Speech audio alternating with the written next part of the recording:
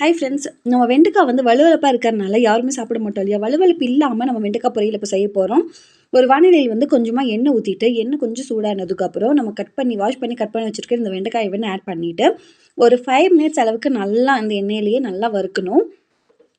ரொம்ப ஹை ஃப்ளேம்லலாம் வைக்கக்கூடாது. மீடியம் ஃப்ளேமில் வச்சு நல்லா ஒரு 5 மினிட்ஸ் அளவுக்கு நல்லா மிக்ஸ் பண்ணி வறுக்கணும். இந்த ஸ்டேஜில் இதை வந்து நம்ம மாற்றிக்கலாம். தனியாக எடுத்து வச்சுக்கலாம். இப்போ வந்து அதே வானிலையில் கொஞ்சமாக எண்ணெய் ஊற்றிட்டு, எண்ணெய் நல்லா சூடாகட்டும். சூடானதுக்கப்புறம் கடுகு, உளுந்த பருப்பு வந்து ஆட் பண்ணிக்கலாம். இப்போ வந்து கொஞ்சமாக கருவேப்பிலையும் ஆட் பண்ணிக்கலாம்.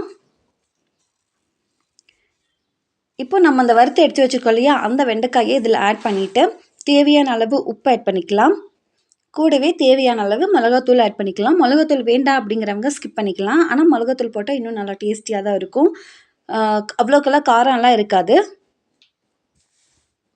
இது வந்து நல்லா மிக்ஸ் பண்ணி விட்டுட்டு, சேம் நம்ம ஃபஸ்ட்டு வறுக்கும்போது எப்படி ஒரு 5 மினிட்ஸ் அளவுக்கு நம்ம வேக வச்சோமோ, அதே அளவுக்கு தாங்க வேக வைக்கணும். வெண்டைக்காய் வந்து ரொம்ப வெந்துடக்கூடாது.